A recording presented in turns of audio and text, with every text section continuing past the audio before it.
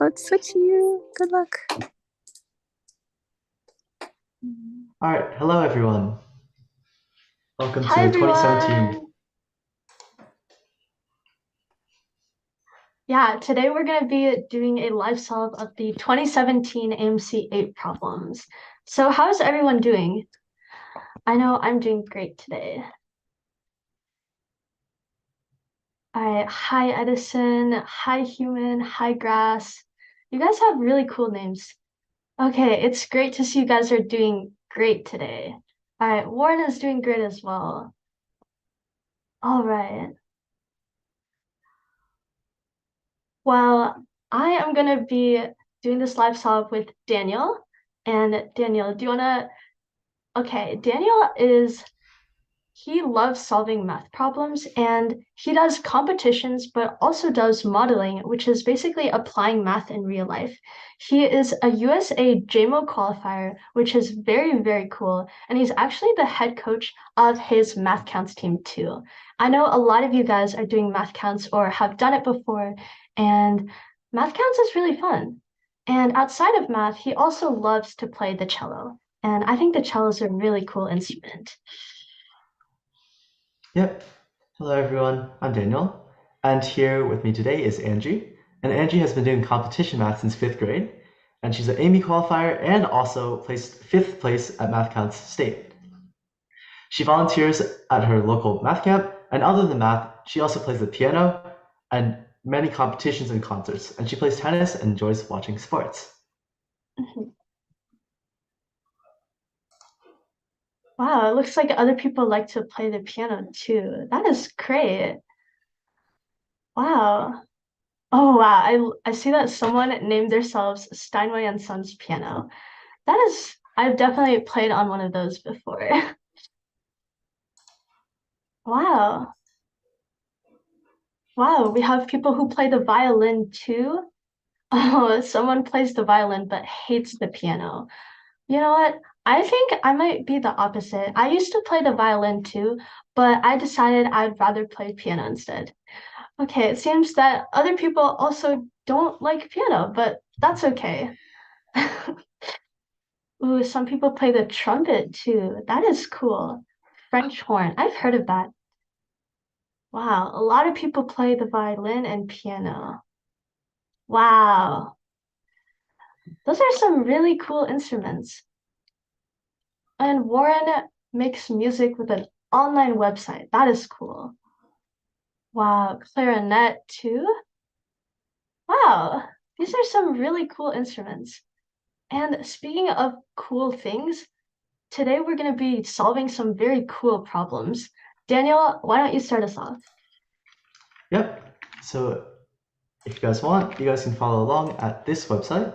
Sorry, it's very hard to see. Let me see if I can bold it or something. Yep. So the website above should have the link to all the problems. You can also find them at AOPS or any other site you choose. Or you should go to this one because it's live.poshenloh.com. All right, let's get started then. So problem 1. And here we have a bunch of 2017s. But in between these, we have different operators. The top one has all pluses, which is not shown, but is shown in the problem. The middle one has a multiplication in the first slot, and then 2 pluses, so on and so forth. So let's just evaluate all of these. The first one is 3 pluses. So 2 plus 0 plus 1 plus 7, that's just 10, right? Just adding up those 4 numbers. Our second one is 2 times 0 plus 1 plus 7. But 2 times 0 is 0. So all we're doing is really 0 plus 1 plus 7, and that one's 8. Third one's 2 plus 0 times 1 plus 7, that's 9. Fourth one's 2 plus 0 plus 1 times 7, that's 2 plus 0 plus 7, and that's 9. And the final one is 2 times 0 times 1 times 7. But since you have a 0 in the middle, multiplying all of them will just turn out to be 0. And as many of you guys are saying in the chat, the first one is the biggest, all addition. Yeah, great job. That's definitely the most straightforward way to approach this problem. All right, let's go to the next problem. This is question number 2. Ooh, we have a nice pie kind of chart. All right, so in this problem, we have three different candidates, Alicia, Brenda, and then Kobe. And they were in a recent election for student president. And we're actually given that Brenda received 36 votes. So Brenda over here received 36 votes. And given that this pie chart over here, we want to see how many total votes were given. So what do you guys think? Okay, a lot of people are already typing in their answers, which is great. So one thing we can do in something like this is set up variables. So the most straightforward variable and the one we want to solve for is the total number of votes. So x would be equal to the total number of votes. And then what does this pie chart tell you? Well, it tells you that Brenda had 30% of the votes. So what's another way to write 30%? I see people in chat are saying 3/10, exactly. So 3/10 of our total, which is x, is going to be actually the numerical value, which is 36 votes. And 30% is also another way to write the 3/10. So that's going to be equal to 36. And from here, we can just isolate the x or solve for it, and then that'll give us the total number of votes.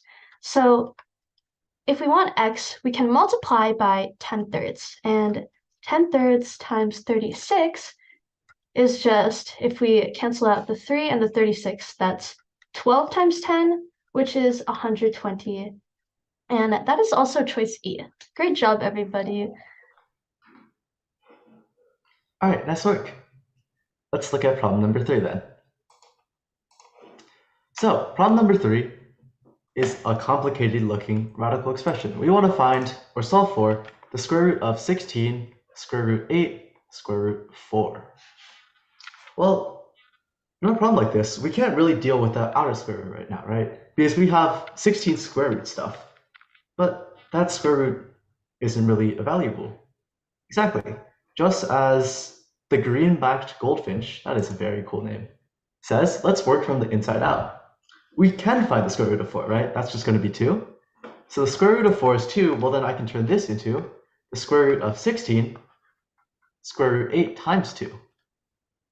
Well, 8 times 2 is 16. And we can take the square root of that too, because the square root of 16 is 4. So this actually becomes the square root of 16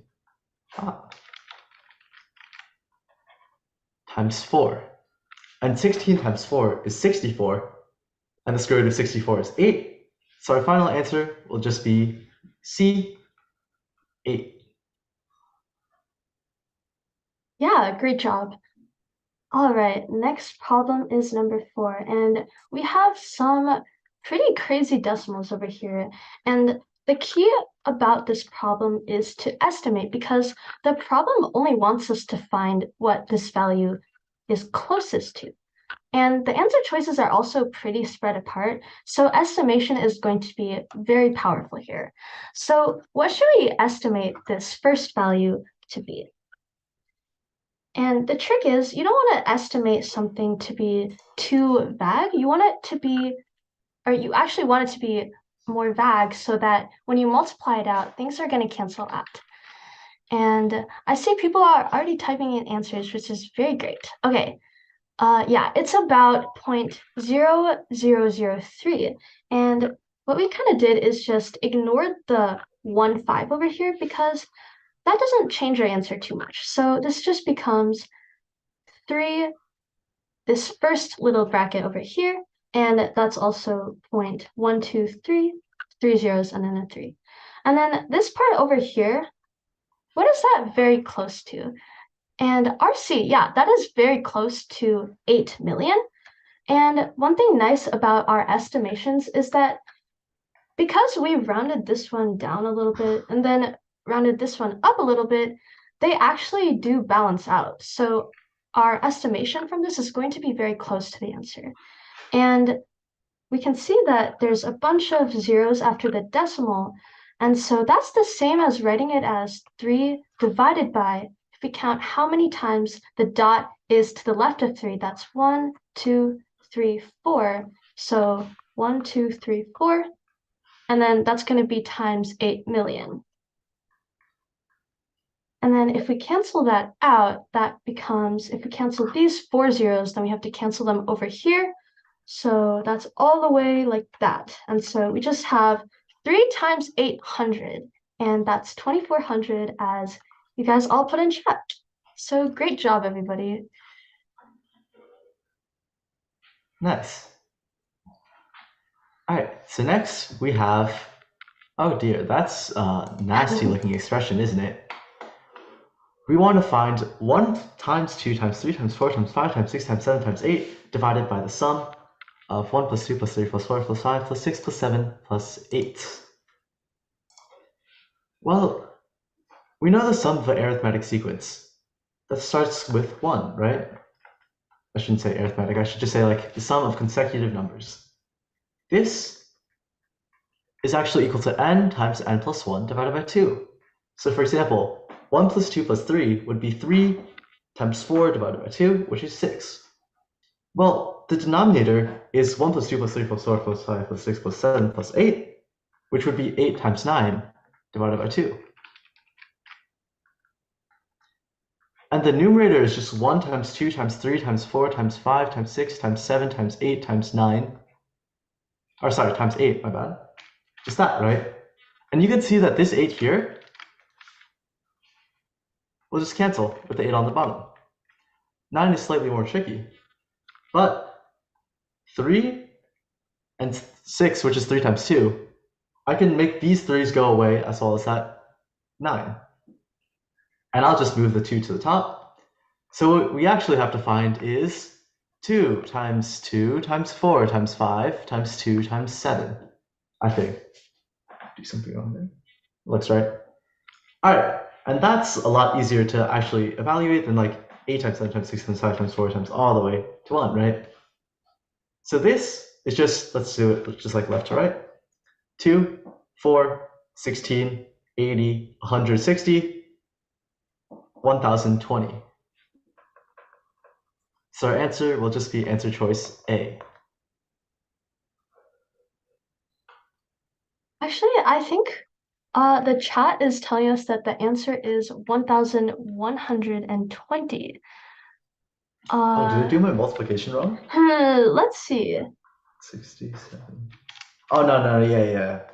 160 times 7 is 1120, not 1020. That's my bad. And I guess one thing we can do to just double check that is this should be divisible by 7, but if we just look at it right away, 102 is equal to 2 times 51, which is 2 times 3 times 17, and that's obviously not a factor of 7, so we can double check our work and get 1120. All right, awesome. Question number 6, what does it say? Okay, if the degree measures in the angles of a triangle are in the ratio of 3 to 3 to 4, we want to find the largest angle. And so that'll correspond to this 4 over here because it's the greatest in this ratio. So one thing we do know is that how many degrees are there in a triangle? There are 180 degrees. Yeah, Candy said 180 degrees. And so if we have like a random triangle like this, the sum of the degrees are going to be 180. So one thing we do know about ratios is that this times some constant multiple x is going to be the actual angles. So if we multiply everything in here by x, that's 3x to 3x to 4x. And then if we sum all of these together, that should be equal to 180 degrees. And so what we can do here is then, if we take the sum of this, this is 3 plus 3 plus 4, which is 10. And so 10x is equal to the sum of the degrees in our triangle, and that is just going to be 180. And so all we have to do here is divide by 10, and that'll give us x is equal to 18. And then as you remember, originally, what we did want was the largest angle. So do not be tricked and put answer choice A as 18, because we're not actually done with the problem. So the largest angle is going to correspond to this 4x over here. And so 4x is 4 times 18, which is just 72 degrees, as a lot of you guys in chat already found. Nice work. All right, problem number 7. Here we're working with a 6-digit positive integer, and we want to find which of the following numbers must also be a factor of z. Well, let's think about what z really is. If I have a number z that has 6 digits, so these are all just like digit placeholders, well, if the first digit is a, I know the 4th digit also has to be a, right? And if the second digit is b, the 5th digit also has to be b. And if the third digit is c, well, the last digit also has to be c. And this right here is just 1,000. I should write this as like a times 10 to the 6th plus b times 10 to the 5th plus c times 10 to the 4th plus so on and so forth. But if you group the a's and b's and c's together, you can pull out a factor of 1001. It'll become 1001 times a times 10 cubed plus b times 10 squared plus c. A, b, and c can be anything we want, right? It says just any number that follows this pattern. But that 1001 will always be there. So all we have to do is factorize 1001 and we'll be done. Well, 1001, you can either try bashing out numbers or you can memorize it, but this is actually 7 times 13. 7 times 11 times 13. So our answer will just be 11. Another thing you could do is if you know the divisibility rule of 11, it's just like add up every other number. Well, the 3rd digit and the 6th digit are the same value, but like every other number, every digit is going to be like in one bucket or the other, right? Like its copy is going to be in the other. So if you actually subtract out the sum of like the odds and sum of the evens, it becomes 0. So it actually has to be a multiple of 11. But yeah, either A. Great job. And I guess a better way to kind of visualize how this is 1001 is that you know that this is going to be, if you just stack the numbers, this is ABC times 1000, and then this is ABC times 1, and so that sum is going to be 1001. All right, great job, guys. Next question, number 8. Okay, ooh, this is kind of a, what is it called? The truth value problems. So this is fun. So Malcolm wants to visit Isabella after school and knows that the street where she lives, but doesn't know the house number. And okay, she tells him that the house number has 2 digits, and then exactly 3 of the following 4 statements are true. So we already know that the house has 2 digits. So that's something that we already know is true.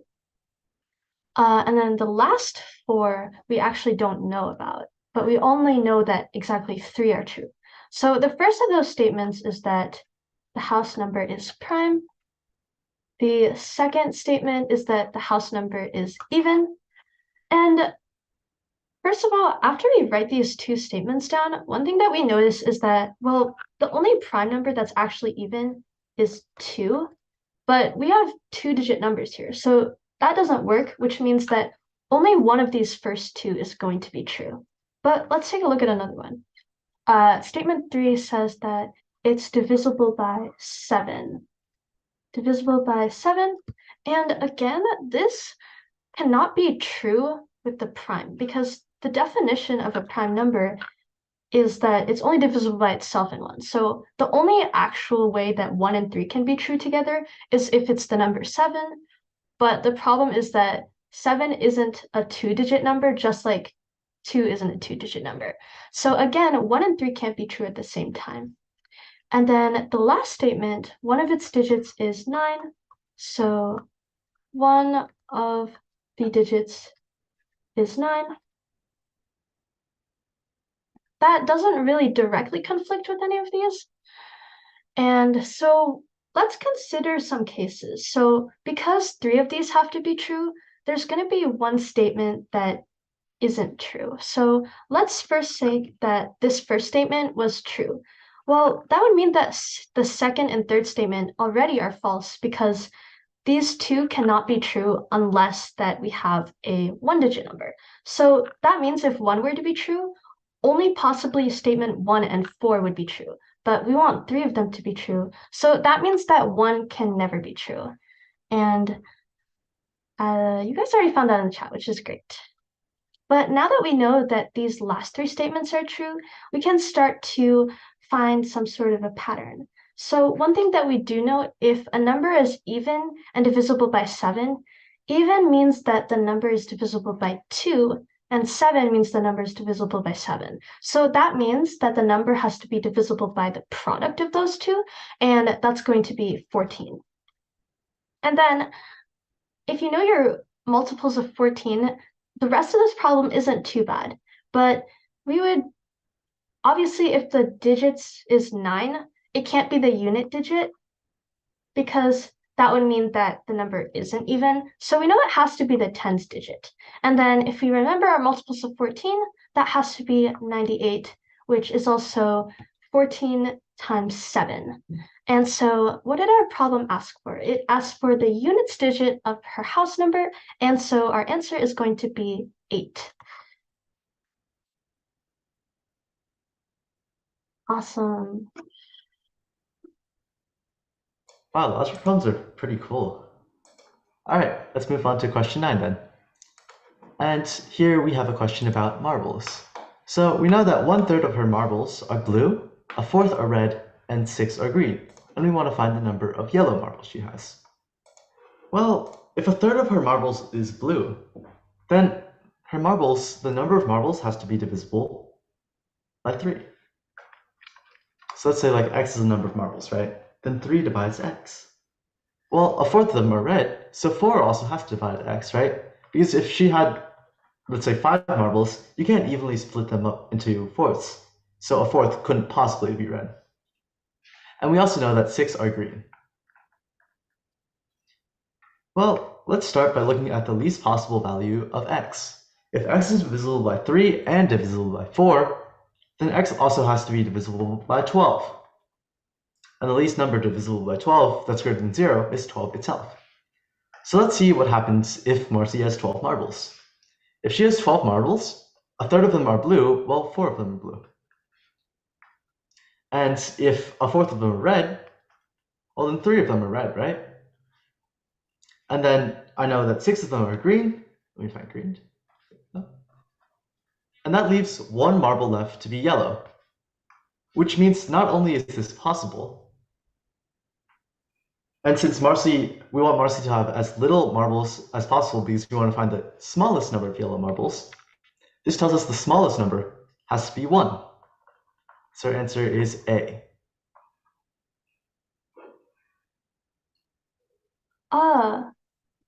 Actually, I think that maybe that does not work because if we have 12, then that means that 4 plus 3 plus 6 is 13, which is already more than 12.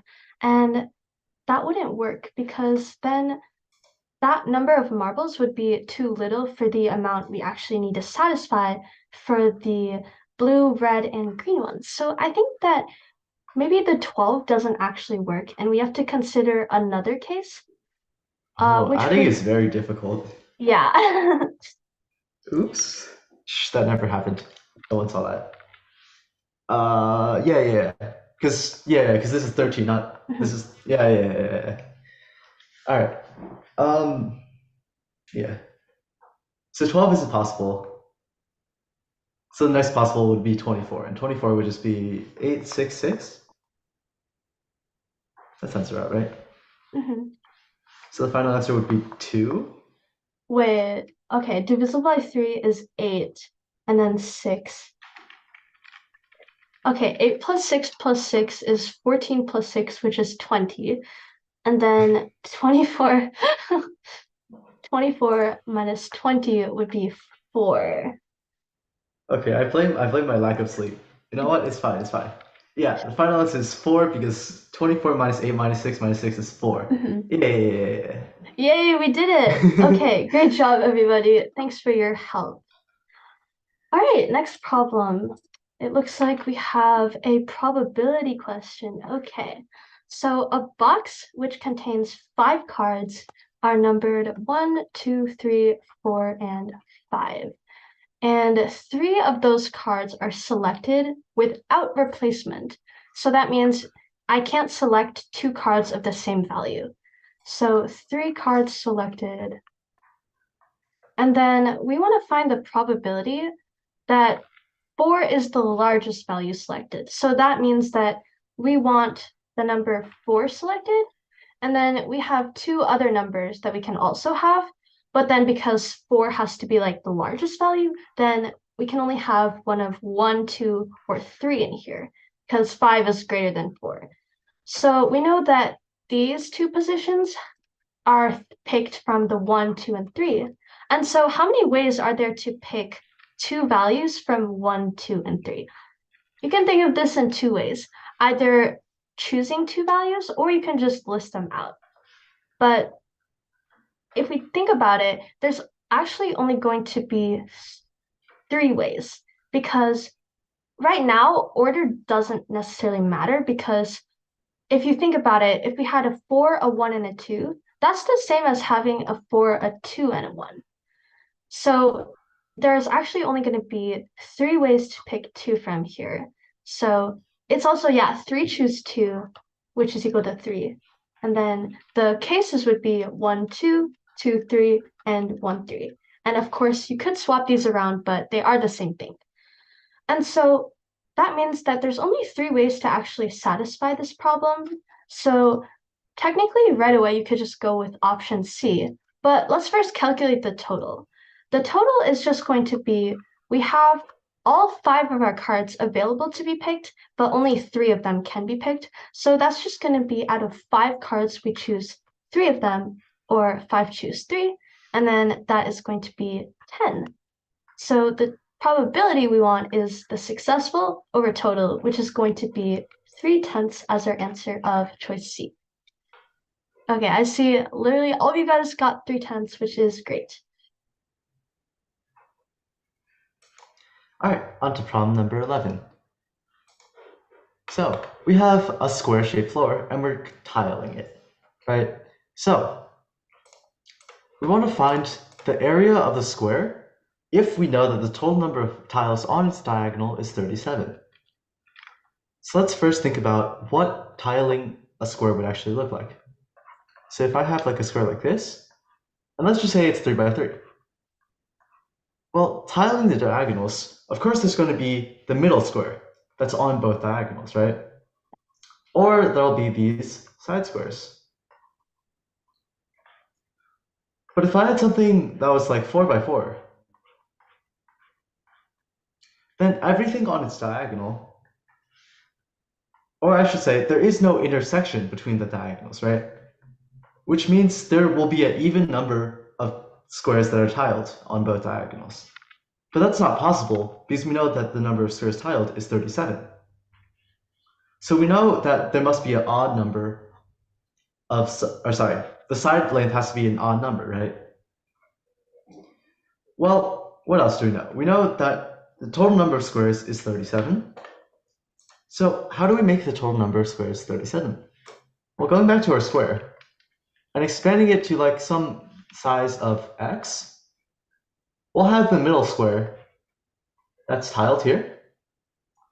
But on each of these 4 side squares, there's going to be some x number of tiles, which is equivalent to this side down here. And if the sum of all 4 x's and that one square in the middle is 37, well, each x has to be 9. And if each x is 9, then the whole square side is going to be, well, it's just 2 x's and 1 square in the middle, right? So it'll be 9 plus 1 plus 9, which comes out to a total of 19. And 19 squared is going to be 361. So our final answer will be 361. which is answer choice C, I think. Yeah, that sounds about right. All right, next question we have, okay. This question asks us to find the smallest positive integer greater than 1, which leaves a remainder of 1 divided by 4, 5, and 6. So one way to think about this is using mods, but that might be a little bit complicated. But one thing we can think about is if we want to leave a remainder of 1 between 4, 5, and 6, then we need to relate these numbers somehow. So let's just take a smaller example. So if we wanted to find the least positive integer that had a remainder of 1 between 1, 2, and 3, what approach would we take? Well, we could list out numbers, but an easier way to do that is to think of it as a least common multiple, because the least common multiple is a factor of all of these three numbers. But then when we add 1, we can ensure that it's going to leave a remainder of 1 between all of them because the least common multiple is the least positive integer that was actually divisible by the three numbers. So in the 1, 2, 3 case, the least common multiple is just 1 times 2 times 3, or 6, and that would become 7. And if we double check that, that works because, okay, technically 1 is probably not a great number to choose in this scenario, but the point is that what we want to do is try to take the least common multiple. And so when we take the 4, 5, and 6 case, one thing is don't just multiply all of them because the 4 and 6 actually share some factors. So if we want to account for that, we can write the 4 as 2 times 2, 5 is just 5, and then 6 is 2 times 3.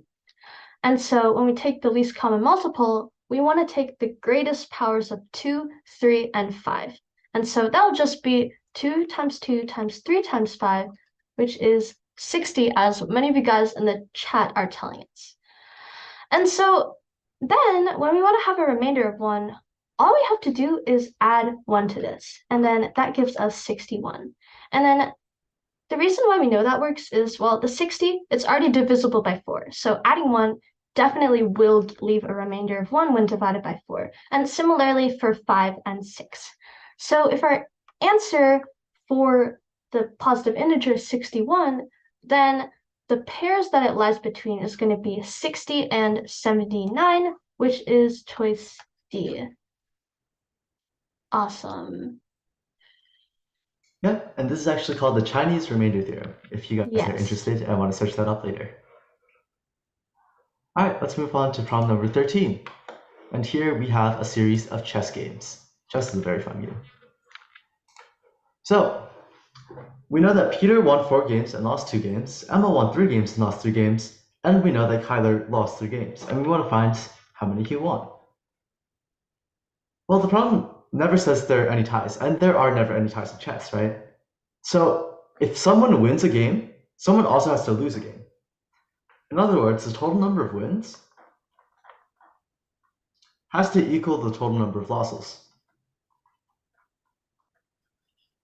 Well, we know Peter has 4 wins, and Emma has 3 wins, so the number of wins Kyler has to be equal to 7, or the number of losses minus 7, right?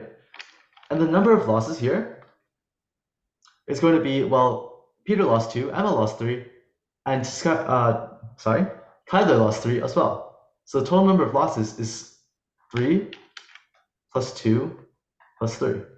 So this has to equal this, and the only thing that can go in that blank here is 1. So our answer is going to be B, 1. Yeah, great job. And just don't get tricked up. It's not necessarily that they all played 6 games, which is what it looks like. But what we really want to think about is how does it work out to have losses and wins? Because if there's more losses than wins, then there's no way that the people actually played all of the matches with each other. Awesome. Okay, let's go to number 14. Ooh, this is a long problem. And in long problems, it's important that we look at each little part carefully. So Chloe and Zoe solved half of the problems on their own and then the other half together. And Chloe had correct answers to 80% on the problems that she solved alone. So let's Chloe and Zoe. So this is the first half, and then the second half over here. So for the first half, it looks like Chloe had an 80% accuracy. And then for the second half, actually, we don't know her second half, but we know that the overall is 88%. So the overall is going to be on the right side. And then we also know that Zoe had correct answers to 90% of the problems that she solved alone. And then what we want to know is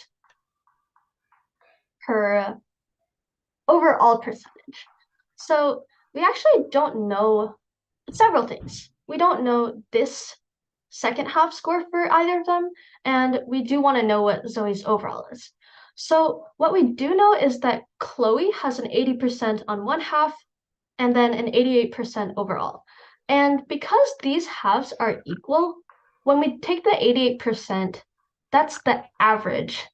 And if you think about it, let's say that the test had 100 questions, right?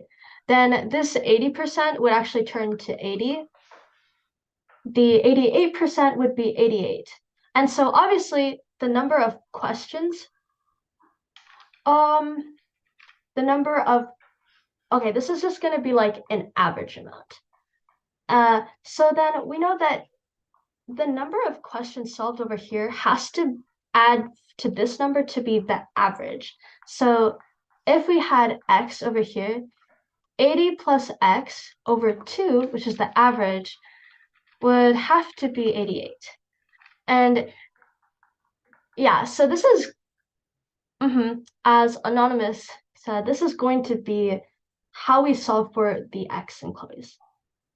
And so that means that this x is going to be, if we multiply by 2, that's going to be 88 is 80 plus 8, so 160 plus 16, so 176.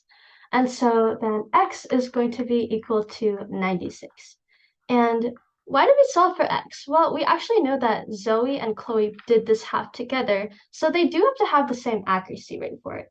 And if we turn this back into percents, that's going to be 96% in both of these second halves. And then again, to find out overall, we just want to take the average of 90 and 60, and that's going to be 90 plus 60 over 2. Or if we just consider the difference of 90 and 6, the difference is 6. So dividing 6 by 2 is 3. So our percentage is 93. And that's also equal to 90 plus 96 over 2. And so our answer is going to be 93. And just thinking about it, it does make sense because 89 would be a little bit too low given that 90 is so much greater than 80. And then if you do some sort of a sanity check, it will make sense. That was an interesting problem. Yeah. All right, let's move on to problem 15. And 15, we have a nice little diagram where we want to find the number of ways we can spell AMC8. Well, to spell AMC8, of course, you need the A, you need the M, you need the C, and you need the 8. So let's see what happens if I try to make an AMC8. Well, there's one A, so I have to start at that one A, right? And from that one A, I can go to any of these four M's. But once I go to any of these four M's, everything will look the exact same, right? If I rotate this diagram in any way, me moving to this M is the same as me moving to this M, right? That's just like a simple 90-degree rotation. Which means the ways to get from A to M are completely symmetric. So there are four ways to get to A to M, and now we just don't worry about the A's anymore. Let's just look at the M's. So from our M, all we have to do is go to a C. And now there are three C's. And although these C's aren't theoretically symmetrical, if you look at that C, it has two 8s to go to. So every single C has two 8s to go to. And since every C has two 8s to go to, we can consider all three of the C's as basically the same C. So there are just 3 ways to move on to our next letter. And as we said, from C, there are just 2 ways to move to an 8. So our final answer is actually just going to be 4 times 3 times 2, which is 24. Nice. And the trick to that problem is to think in more simpler terms, because if you just looked at this diagram and tried to do this by counting every single possible way, you would definitely be a little bit lost. And I used to try to do that, but it never really worked out. All right, next problem. Okay, it looks like we have a geometry problem. Interesting. So we're choosing a point D on BC such that ACD and ABD have equal perimeters. So let's just draw a random point D here. One thing we do know is that the sides CD and DB, they have to sum up to 5 because D is chosen to be on BC. But what we also are given is that the perimeter of ADB and ACD are the same. And so if we sort of wrote that out in a mathematical equation, that would look like AC plus AD plus CD is equal to AB plus AD plus DB. And notice that, okay, looks like that part got cut off, but notice that even though we don't know what AD is, because it's in the perimeter of both of our triangles, it actually cancels out in our equation. So we don't even need to know the value for that. And we also know that AC is 3, and we know that AB is 4. So now we can really solve this equation because we're also given that CD plus DB is 5. So simplifying this bottom equation gives us CD is equal to 1 plus DB. Does that match up what you guys have in chat? And then after that, we have combining this, we can just substitute in our CD value, but that would be 1 plus 2 dB is equal to 5. So dB is equal to 2. And then that would mean that CD is equal to 3 because we just subtract the dB from 5. So now maybe we should update our figure. That will look like this figure over here. So we have dB is 2 and then CD is 3. And so now we want to find the area of ABD. Area, those little brackets mean area. And what do we need to do in order to find area? There's actually a bunch of different ways you can calculate area, but probably the most basic way is 1/2 base times height. And this problem, it seems a little weird because these triangles look really in funky positions, but we can have our height anywhere we want it to be. And the most convenient place to put it is on the foot or the bottom of A to BC. And then that'll be a right angle over here. And the reason why we want to put it there is because then we have ACD and ABD sharing that same exact height. And so what we haven't used yet is that the total area of ABC, well, that's just a 3, 4, 5 right triangle. 3, 4, 5 if you know your Pythagorean triples. And so the area of that is 3 times 4 over 2, which is also 6. And why is that important? Well, that'll actually help us find our height. And the other way, if we were to flip this figure around to make it look like a right triangle with the right angle at top, then we have a 3, 4, 5 again. And so if we were to drop our altitude, which we have over here, then if our height was h, then that would mean this h value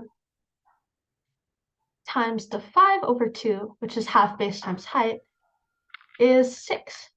So then the height would be 12 bits. And so if you want to find the actual area of ABD, well, now that we know the height of it and the base, we can easily do that. And the area is just going to be 1/2 times the base of 2 times our height. And notice how that the 1/2 and 2 cancel out. So our area is just going to be the height, which is 12/5. And I already saw a lot of 12/5 in the chat. Yeah, geometry can be cool sometimes. Most of the times it's bad, but sometimes it can be cool, like this problem. Yeah. All right, problem 17. Wow, we are chugging along. So, starting with some gold coins and some empty treasure chests, I can put 9 golds in every treasure chest, but I'll have 2 empty treasure chests, or 6 gold in every treasure chest, and then 3 gold coins left over. Well, let's express this as an equation. So let's say we had let's say we had X treasure chests. Well, if I put 9 gold coins in each treasure chest, but I have 2 empty, that means my total number of gold coins just has to be 9 times X minus 2. Because if I had like 9 times X gold coins, I could fill up every one. But I just have 2 extra chests, right? And the other scenario is I put 6 gold coins in every treasure chest, so that's going to be 6x. But I have 3 gold coins left over, so I just have to add 3 there. Zoom in a little bit. Well, this is an equation we can solve, right? 9x minus 2, I can turn that into 9x minus 18, and that's going to be equal to 6x plus 3. Just subtract 6x from both sides, add 18. 3x is equal to 21, x is equal to 7. But don't be tricked. The question didn't ask for what x was. It asked for how many gold coins they have. And if x is 7, then I could just plug into either this one or this one. I like this one better. And just go, oh, well, if x is 7, x minus 2 is 5, and my final number of gold coins is just 9 times 5 is 45. So that's answer choice C. Wow, great job. That was a pretty slick solution. All right, let's see what. Ooh, okay, we have another geometry problem for question number 18. So this is a non-convex quadrilateral because obviously our angle over here is way bigger. But that means, okay, let's read the rest of the problem. So BCD is actually a right angle. So that's going to be very important. And we often really want to look for right angles, so that is something really cool. But then we also know that AB is going to be equal to 12, and BC is equal to 4. And what else do we know? We know that CD is equal to 3, and AD is equal to 13. So back to our Pythagorean triples. Hopefully you guys recognize some of these. Actually, this one over here, we just saw earlier. Okay, yeah, Pythagorean theorem tells us that BD is equal to 5. And we're going to connect these. We're going to connect B and D. And if we notice after we connect B and D, what do we have? We have a 5, 12, 13 triangle. Knowing our Pythagorean triples, that is also a right triangle. So this angle over here is a right angle. So we have 2 right triangles within each other. But now let's see what the question asks for. It wants the area of ABCD. So what do we know about ABCD? Well, it's also the area of 2 right triangles subtracted from each other. If we took the ABD, which is our 5, 12, 13 right triangle, and then we want to subtract BCD, which is our 3, 4, 5 right triangle, that's going to be our area ABCD. And so back to our base times height over 2, ABD, the area of that is 1/2 5 times 12. 1/2 5 times 12 is just 30. And then subtracting BCD, which is 1/2 3 times 4, that's equal to 30 minus 6, which is 24. Does that sound right? Okay, it looks like Justin also got that answer, and it looks about right. Yeah. That was a yucky geo problem, not gonna lie. I think 16 was better. But anyways, let's move on to problem number 19. So in 19, we're adding up big numbers, factorials. So we want to add 98 and 99 and 100. I'm putting exclamation marks at the end of the numbers. Well, and we want to find the largest integer n, for which 5 to the n is a factor of the sum. So for this is actually called p-adic valuations, I think, which is something you can look into if you're interested. But for now, we want to find 5 to the n divides 98 factorial plus 99 factorial plus 100 factorial. Well, 99 factorial is just 99 times 98 factorial. And 100 factorial is just 100 times 99 times 98 factorial. And 98 is just 1 times 98 factorial. So adding these three together, that's actually a total of 10,000. Yeah, I think. Math is difficult. 10,000 times 98 factorial. And we want to find the largest power of 5 to the n that divides this. Well, first of all, I can just take this entire thing out, right? Because that's just going to be 5 to the 4th times 2 to the 4th. I don't really care about my 2 to the 4th. So I'll just ignore that, and we'll just have a nice 5 to the 4th just showing there. What about 98 factorial? Well, a cool trick to find the number of factors in a factorial is it'll just be the number of 98 divided by 5, taking the floor of that, and then adding on 98 divided by 5 squared and taking the floor of that, and then so on and so forth. So how this works is you just find the number of multiples of 5 less than 98, and you just say, oh, well, they all contribute 1 to the powers of 5. But then 5 squared, like 25 or 50, actually contributes 2 to 5 to the n, right? So that's why we add on 1 more. And we don't add on 2 more because we already counted them once in the divided by 5. And that's why it's like 98 divided by 5, and 98 divided by 5 squared, and 98 divided by 5 cubed, and so on and so forth. But 98 divided by 5 cubed is going to be less than 1, right? So the floor of that's going to be 0, and we can just ignore it and everything after it. So this is just going to be equal to 19 plus 3 is equal to 22.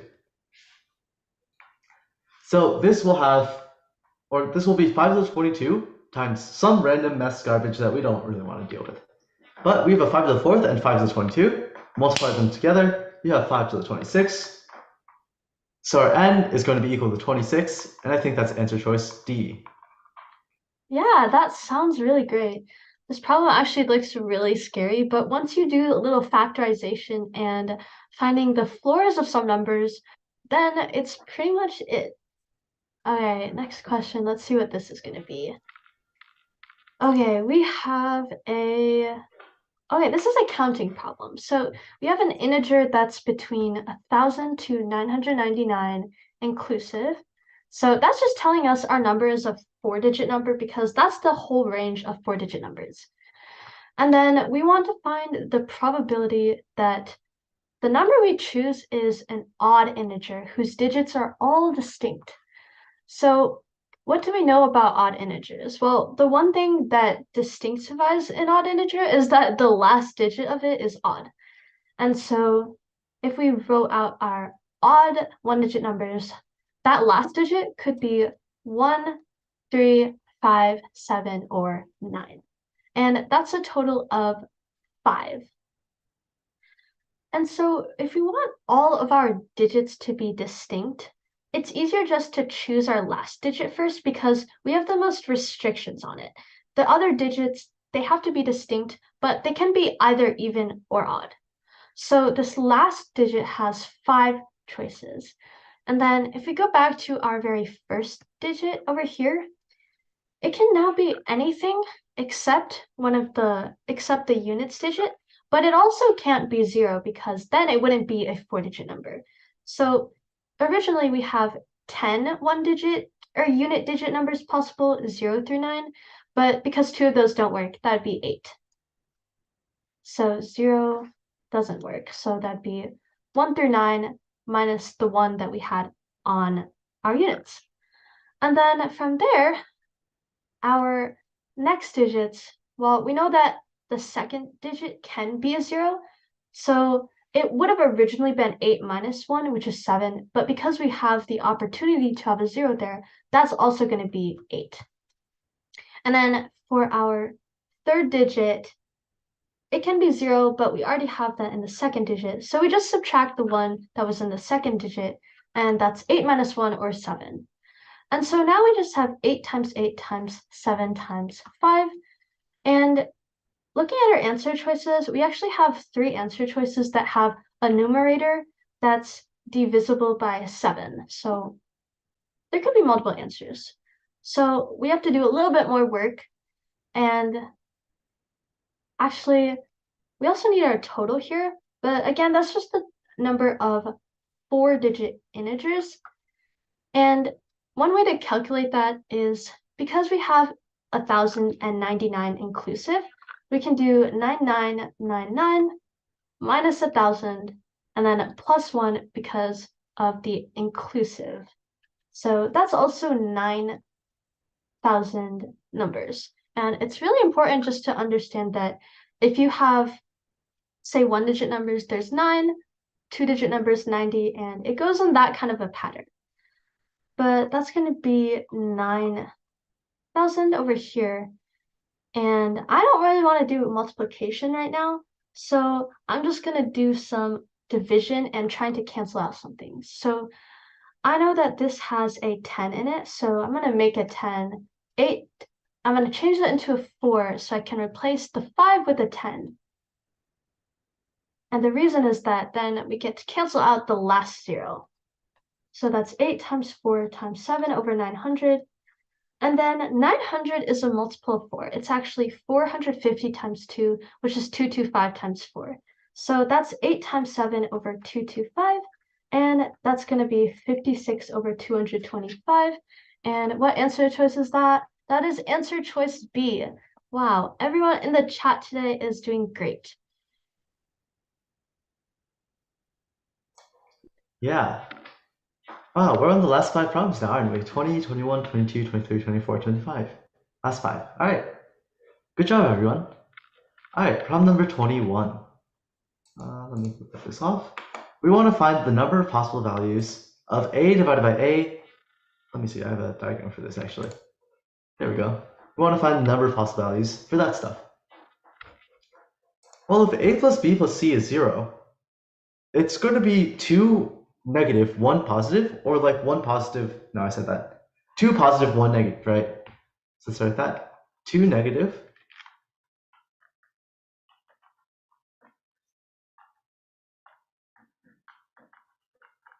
Because if I have 3 negative numbers, my sum of a plus b plus c is going to be negative, right? It can't be 0. And if I have 3 positive, same thing. It's just the sum's going to be positive, and that's not 0. So it has to be one of these two. Well, without loss of generality, let's just assume a and b are negative, right? Then this first value here, so we're just going to consider this yellow case first. This value here is going to be -1. This value here is going to be -1. That value here is going to be 1. And our final one, ABC, well, ABC will just be 2 negative times 1 positive is positive. So this one will actually be 1 as well. And that sum is equal to 0. So we have 0 as a possible answer here. And now let's consider our second case, where we have 1 negative and 2 positive. So we're going to call this the orange case. We saw this yellow case. For the orange case here, let's again assume like the first one is negative. Then a divided by the absolute value of a is just going to be -1. B divided by the absolute value of b is going to be 1. Because b will be the absolute value of b, right? And c, likewise, this will be 1.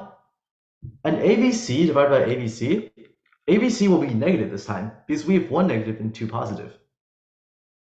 So the product will be negative. So you have negative divided by positive, so it's going to be -1. And it turns out this sum is equal to 0 as well. And because both of these are equal to 0, our only answer choice is A. So our answer is A. Note that like with these problems, if you didn't have very much time left, because it's like the last 5 problems, right? It's pretty difficult. There are only 2 cases possible here, right? which means it can't be D or E, right? It has to be A, B, or C. But since one of the answers is 0, it has to be A. It can't be B or C because like neither of us have 0 as an answer, right? So that's why the answer has to be A. So that's just like a shortcut way. Yeah, that's a great way. It's definitely nice to just break a huge problem like this down into a little case. And it looks like we have an imposter moderator in the chat, so that's interesting. All right, next problem 22. Wow, another geometry problem. I'm getting all of the geometry problems today. Okay, so we have a right triangle over here, another right triangle problem. AC is 12, BC is 5, and we have a semicircle and we want the radius of it. So we just saw this kind of a triangle about a few problems ago, and it's a 5, 12 right triangle. And what does that make the hypotenuse, AB? That's going to be 13. Good job, Goldfinch. So if AB is equal to 13, this whole thing is 13. And what we really want, though, is the radius of this orange semicircle. And we can see the tangent points where it touches AC and AB, and that also makes the radius R. And if we want to find R, we have to notice a few interesting things. So this is R, but then also over here is also R.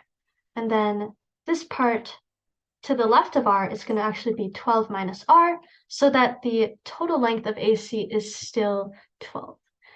And, well, what do we notice about this over here? This little diamond shape?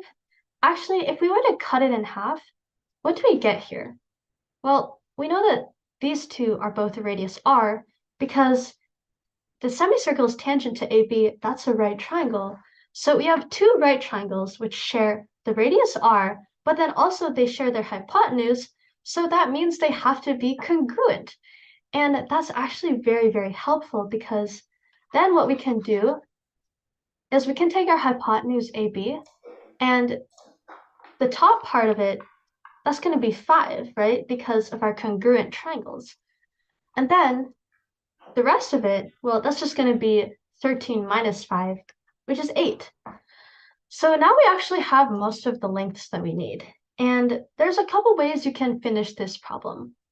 One way, let's just first add some points here. That's D, that's E. One way is to notice that ADE is actually similar to the big triangle.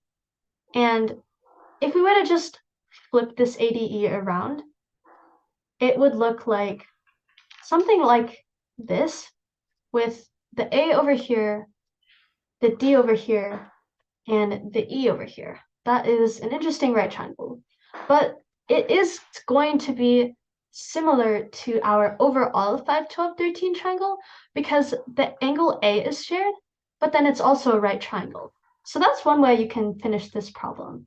But another way we can do this problem is down to our good old tricks with Pythagorean theorem. Because ADE itself is a right triangle, we can just use Pythagorean theorem again. So let's do it the way that human wants to do it by Pythagorean theorem.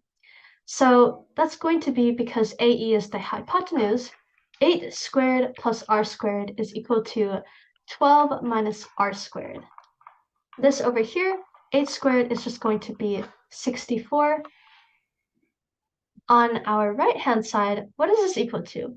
Well, this is equal to the square of an expression, and we can either write that out by distributing with the 12 minus r times 12 minus r, or we can remember that this is just a square, and so a nice formula for that is if you have a minus b squared up here, that's going to be a squared minus 2ab plus b squared. And that just comes down to distributing out like so. For example, the a times a times b, and b times b. If we simplify that all down, that just becomes this over here. And so we can use that in our problem. And that would be 12 squared. And that would be minus 2 times 12r, which is minus 24r plus r squared. And what's nice about this is we don't actually have to deal with a quadratic equation because the r squareds just cancel themselves out. And so if we want to simplify even further, we can evaluate the 12 squared to be 144. We can move the 24r to the left-hand side. So then that becomes, if we go over here, that becomes 24r is equal to 144 minus 64. And if we do that, that's 140 minus 60, which is 80. And then r would be 80 over 24. And that's also equal to 10 over 3. And just doing a sanity check, that does look about right. If we use our similar triangles as well, BD over DE, that's 15 over 10. Oh, okay. That's actually not similar. So if we did the AD to the DE, that's 8 over 10 over 3, which is 12 over 5. And that matches up with our similar triangles. All right, that then checks our answer. So our answer is going to be choice D, 10/3. Yeah. I'm so glad I didn't have to do any of these geometry problems. They look so bad. Alright. On to problem number 23. Wow, we only have 3 more left. So for each of 4 days, Linda traveled at for 1 hour at a speed that resulted in her traveling 1 mile for an integer number of minutes. So first let's digest what does that mean. So 1 mile in an integer number of minutes. If we think about like miles per hours, then it's 60 miles in 60 minutes, right? Oh, sorry, not 60 miles. X miles per hour is X miles per 60 minutes, right? So if she travels 1 mile in an integer number of minutes, that means she travels 1 mile in 60 over X minutes. Well, 60 over X has to be an integer. So let's keep that in mind. Also, each day after the first, her speed decreases. So the time it takes to travel 1 mile increases by 5 over the preceding day. And each of the 4 days, the distance traveled was also an integer number of miles. Well, let's go back to here, right? 60 over x is an integer. What values of x make 60 over an x an integer? Well, I don't want to list them all out, but I think I have to. 1, 2, 3, 4, 5, 6, 10, I think, 12, 15, 20, 30, 60. I think that's right. Yeah, that looks right. All right. I can do arithmetic again. This is very good. And we know that the number of minutes it takes to travel 1 mile increases by 5 minutes. Which means that 60 divided by x increases. No, I lied. Sorry. It means if I choose 4 numbers out of here, they have to be in an arithmetic sequence with difference 5, right? I have to choose 4 numbers whose differences are all 5. Well, if I start with 1, my next number would be 6. But after 6, I'm kind of stuck. Because after 6 is 11, but 11's not here. So I can't start with 1. What about 2? 2 goes to 7, that's not here. 3 goes to 8, not here. 4 goes to 9, not here. What about 5? 5 goes to 10. 10 goes to 15. 15 goes to 20. Which means her speeds have to have been 20, 15, 10, and 5. So the number of miles she traveled would have to be 60 divided by 20 plus 60 divided by 15 plus 60 divided by 10 plus 60 divided by 5. And that's 3 plus 4 plus 6 plus 12, which, if I'm not wrong, is 25, which is answer choice C. Yeah, that sounds right. That sounds right. I'm glad you can do arithmetic again. All right, let's go to the next problem, 24. Okay, this is another longer problem. So we have Mrs. Sanders who has 3 grandchildren who call her regularly. One calls her every 3 days, one calls her every 4 days, and one calls her every 5 days. And we know that all 3 of them called her on December 31st of 2016. That sounds like a really odd date to pick, but it actually makes sense. But how many of days during the next year did she not receive a phone call from any of her grandchildren? So, okay, let's take this problem into a couple of steps. So first of all, how does this work? Well, we know that they're all calling on December 31st, so that basically resets the system so that during the January, February of next year, it'll all work out. So for example, when we have January 1st, none of them are going to come. But on January 3rd, the first child is going to call her. Similarly, the second child is going to call her on the 4th, and on the 5th, the third child will call her. So it looks something like that. And notice that on certain days, there's actually going to be multiple of her children calling each other. And some days there's actually going to be all 3 of her children calling each other. So that kind of brings up the idea about least common multiples. But one thing we do have to understand is, first of all, how many days are we considering here? Actually, the reason why they chose the December 31st, 2016. Oh, that's cool. It's also 1 year before this year's AMC, so 2017. But that would be 2016, chosen because 2016 itself is a leap year. So that means that the next year, which we actually want, is 2017, which is not a leap year. So the total number of days in that is going to be 365. So you guys are definitely right about that in chat.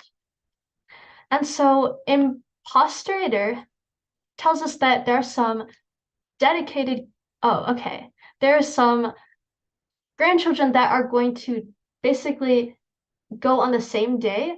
And so let's first consider how we want to solve this problem. I think it makes more sense to solve it based on the days that grandchildren actually do call her, and then we can subtract that from the total. So let's start. For the first child who visits her every 3 days, we want to divide 365 by 3. But obviously this isn't going to be an actual integer, so we can take the floor of that. And that reminds us of the previous problem where we took the floors of numbers. But the floor essentially means that we're taking the greatest integer that is less than this. So in other words, if we had a number that was actually divisible by 3, which the number right before 365 that is divisible by 3 is 363. So this number would actually be 363 over 3. But the point is that we want as many days as possible. That's going to be an integer amount. So this is going to be 121. And then we can do similar things for the other children. So 365 over 4. Again, we would actually take 364 over 4, which, if I'm not wrong, that's 91. Because 364 over 4, 360 is 90, and then 4 over 4 is 1. And then 365 over 5, that actually does divide pretty nicely. That is going to be 73. And if we just took the 5, that would be 5 times 70 is 350. And then we need an extra 15, which is why we have another 3 over here. But what is this problem missing? Because this obviously seems like quite a bit. And we're actually missing what we were talking about earlier, which are the days that the multiple children are visiting her. And specifically, we take basically combinations of these. Say, child 1 and 2 visited each other on the same day, or we could have had child 2 and 3 visiting, or 1 and 3. So there's 3 different cases to consider for that. Let's just say first that child 1 and 2 visited each other on the same day. And because the first child visits every 3 days, the second every 4 days, then taking the least common multiple, they're going to visit together every 12 days. So we're going to do another floor over here. looks like anonymous moderator already has all the values. That's pretty cool. All right, so 365 over 12, taking the floor of that is what we want. Ooh, okay, this one is a little bit more complicated. But what I do notice is that this is very close to 360, and 360 over 12 is 30. And then 365, we can't get any more 12s in there because then we would need 372. And we're going to consider that case right after we finish these three cases. And the next case we have to subtract is the 2 and 3. Child 2 and 3 visits each other on the least common multiple of 4 and 5, and that's going to be 4 times 5 or 20. So 365 over 20. And we again notice that 360 over 20 is really nice because that's just going to be equal to 18. And again, we can't get any more 20s in there because 365 is not big enough for that. But then the last case when two children visit together is when child 1 and 3 visit together. And that's going to be 3 times 5, which is 15. And then 365 over 15. 360 is divisible by a lot of numbers, and it happens to be also divisible by 15, and that produces a 24. But then what other case are we not counting? We actually have to add back one more case, because think about it. When we're adding all these three, we do consider cases where all three children are together. But then in this case, we subtract off all of the cases when all three children visit on the same day.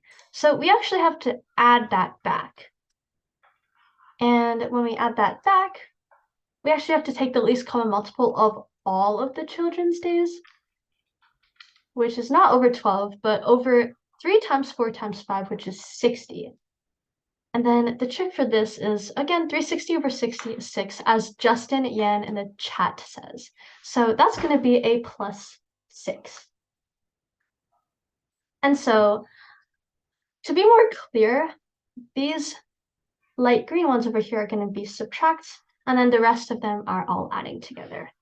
So then, next what we want to do is then add back, or actually add all of these together. So that'd be 121 plus 91 plus 73, and then minus 30, minus 18, minus 24, and then plus the 6 back. All right, this is a lot of arithmetic. Let's see if we can do it, guys. Okay, so, okay, I want to do this in a way that's not too bad. So 73 minus 30, that's nice. That's just 43. Okay, 43 plus 6, that's going to be 49. Okay, 49 minus 18, that's going to be 31.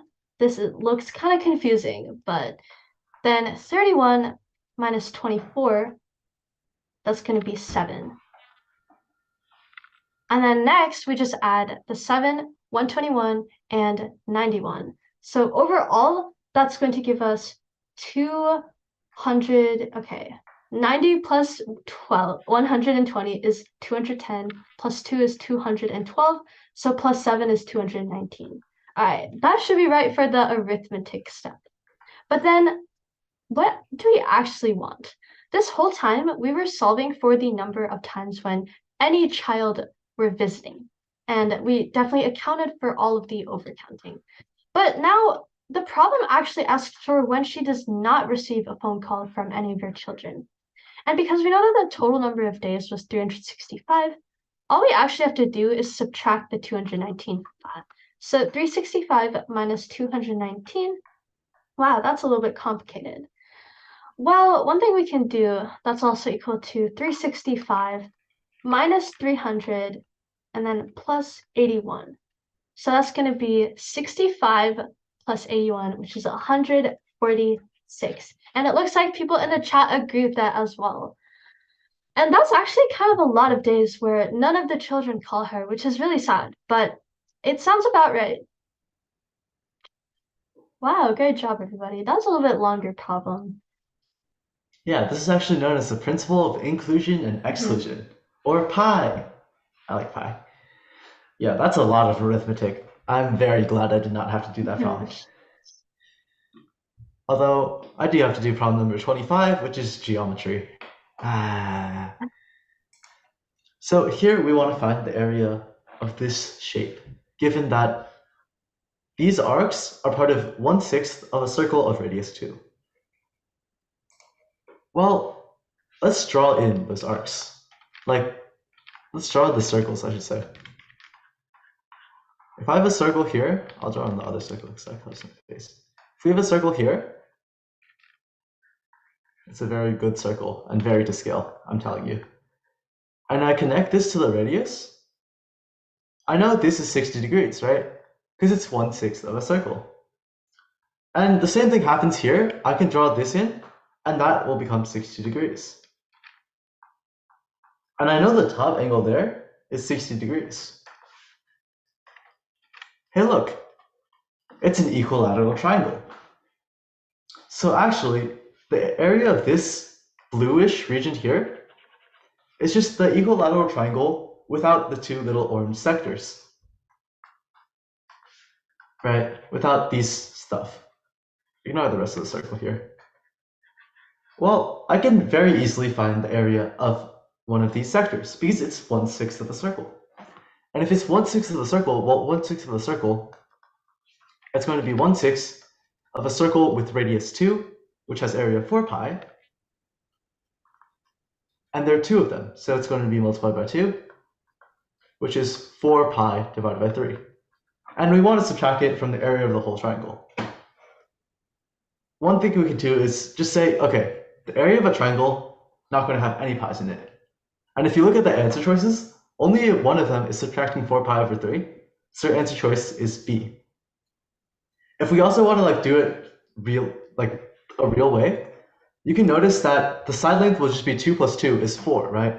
And if the side length is 4, the area of the equilateral triangle will just be 4 squared root 3. 4 squared root 3 divided by 4 is 4 root 3. So yep, the answer will be 4 root 3 minus 4 pi over 3. Yeah, great job. And for those of you guys who don't know the area of an equilateral triangle formula, basically, okay, this is a pretty cool diagram, but basically, if we have an equilateral triangle, wow, what happened to my face? Okay, if we have an equilateral triangle, and let's say we had a side length of x, well, one thing we know about an equilateral triangle is it's going to have the 30, 60, 90 triangle ratio. But I guess one way to see that without it, we know an equilateral triangle is also isosceles. So when we have the height over here, it's going to divide the bottom two sides into two halves. So x over 2 and x over 2. And so if we apply Pythagorean theorem, this height is just going to be x squared, the square root of x squared minus x over 2 squared. And that is x squared minus x squared over 4, or 3/4 x squared, which is square root 3 over 2x. And then to find the area of that, we can just do half base times height. So our overall area is going to be 1/2 times x times square root 3 over 2x, and that's square root 3 over 4x squared. And that's how we get our famous equilateral triangle area formula. But yeah, that was a pretty cool question number 25. And I would actually say it's a little bit easier than the problems we did ahead of it. Alright, we've gone through all the problems. Y'all are so smart. Well, does anyone have any questions about any of the problems we covered before? If not, feel free to leave, but yeah, that was a pretty cool live solve. These questions are actually not that easy, but you guys have been consistently being able to solve them, which is really cool. Yeah. As the years goes on, the AMC 8s are going to get a lot harder. For example, the 2022 AMC 8 was definitely a lot harder than the 2000 AMC 8. But yeah, thank you everyone for coming today. bye everyone. Bye. Wow, Wumi knows how to say bye in a lot of different ways.